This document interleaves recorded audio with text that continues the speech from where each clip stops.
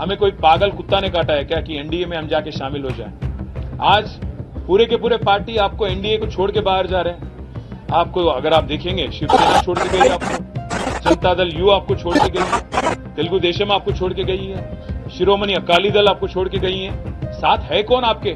CBI, ED, IT, इनके अलावा है कौन आपके एनडीए में? आज प्राइम मिनिस्टर ये मानते हैं अपने आप को कि वो बहुत क्लीन आदमी और बाकी पूरा दुनिया करप्ट है।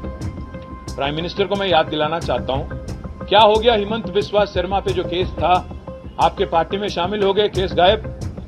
हमारे यहाँ के जो एमपी है सीएम रमेश और सुजना चौधरी, उन पे आरोप लगाए, केस भी लगाए, ईडी, सीबीआई, आईटी, क्या हो गया केसों का? नारायण राणे पे केस क्या हो गया? ज्योतिरादित्य पे, सिंधिया पे जो केस थे, आपके साथ शामिल होने के बाद क्या हो गया? और आप जब बात करते हो प्राइम मिनिस्टर साहब कि फैमिली पॉलिटिक्स, डायनेस्टी, मैं आपसे पूछना चाहता हूं, है कौन अनुराग ठाकुर? धुमाल के बेटे नहीं है? ज्योतिरादित्य सिंधिया कौन है? माधवराव जी के बेटे नहीं है क्या? है कौन जय शाह? कोई क्रिकेटर है? कोई बहुत बड़े कोच है? कौन है जय शाह? क्या आपने उनको बीसीसीआई के जनरल सेक्रेटरी बना दिया? आप जब बात करते हो प्रधानमंत्री जी, सोच के संभल के करना, क्योंकि केसीआर फाइटर है, वो चीटर के साथ काम नहीं करते। केसीआर जी कभी भी जिंदगी में आप जैसे लीडरों के साथ, आप जैसे पार्टियों के साथ कोई समझौता नहीं करेंगे। हम पूरे विश्वास के साथ ये कहते हैं, हम कोई दिल्ली के गुलाम नहीं है, हम गुजरात के गुलाम नहीं है, दिल्ली के गुलाम नहीं है। हम तेलंगाना जनता के आशीर्वाद से आज तेलंगाना में 2 बार चुने गए, डेमोक्रेटिकली इलेक्टेड गवर्नमेंट हमारी है। अगर आपको लगता है कि आपके डराने से, आपके चिल्लाने से, आपका गला फाड़ फाड़ के बोलने से लोग यहाँ पे बहक जाएंगे और एक बहकावे में आएंगे, तो आपकी नादानी है। और एक बात भी मैं कहता हूं, उन्होंने ये भी कहा कि हमारे चीफ मिनिस्टर ने उनके पास जाके परमिशन लिया कि मुझे चीफ मिनिस्टर बनाना था। मैं प्रधानमंत्री जी को याद दिलाना चाहता हूं, अगर हमारी पार्टी की कोई फैसला अगर लेना है तो हमारे पार्टी के विधायक लेंगे, हमारे पार्टी की पॉलिसी लेंगी। आपसे नो ऑब्जेक्शन सर्टिफिकेट लेने की क्या नौबत आ पड़ी है?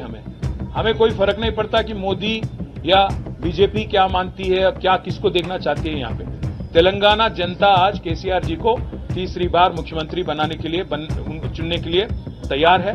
आप कितना भी गला फाड़ लें, कितना कुछ भी बोल लें और कितने भी झूठ बोल लें, जितने भी सफेद झूठ आप बोले, आप कुछ भी नहीं कर पाएंगे। और मैं आज चैलेंज करता हूं बीजेपी को, पिछली बार जो चुनाव हुए थे तेलंगाना में 2018 में, आपके 105 विधानसभा के कैंडिडेट की डिपॉजिट जब्त हो गई, जमानत जब्त हो गई थी। मैं चैलेंज करता हूं, अगर दम है बीजेपी में, नड्डा में, अमित शाह में, नरेंद्र मोदी में और जितने भी और लीडर हैं, आइए, tourist sir welcome to Telangana, हमें कोई इतराज नहीं।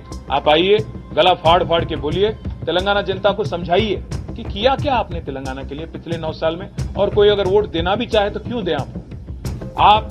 मैं चैलेंज करता हूं, पिछली बार 105 सीटों में आपकी जमानत जब्त हो गई थी, इस बार 110 सीटों में आपकी जमानत जब्त हो जाएगी और इस बार आपको एक भी एमपी आपको तेलंगाना से नहीं मिलेगा, क्योंकि आप इतने झूठ बोल चुके हो, इतने कारनामे कर चुके हो। और सबसे अहम बात ये पूछना चाहता हूं प्राइम मिनिस्टर, आप ये मानते हो अपने आप को कि आप बहुत ही साफ इंसान हो, बहुत ही करप्ट, क्या बोलते हैं उनको, क्लीन इंसान हो, तो आप क्यों मुखर गए? जेपीसी अदानी के मामले में जेपीसी से क्यों डरते हो? अदानी के मामले में एक बार भी प्रेस के आगे आके क्यों नहीं बोलते हो? जब श्रीलंका की गवर्नमेंट ने खुद कहा कि वो दबाव में उनको लाया गया, भारत सरकार की तरफ से प्राइम मिनिस्टर मोदी ने खुद श्रीलंका प्रेसिडेंट को बोला कि आपको एक 6000 करोड़ वाला कॉन्ट्रैक्ट अदानी को देना है, क्यों आप आज तक नहीं क्लैरिफाई करते हो? क्यों आप बोलते नहीं हो? हर किसी को डरा के, धमका के जो काम चलाने की तरीका आपने सीखा है, मैं प्रधानमंत्री जी आपसे कहता हूं, ये तेलंगाना में ना चलेगी।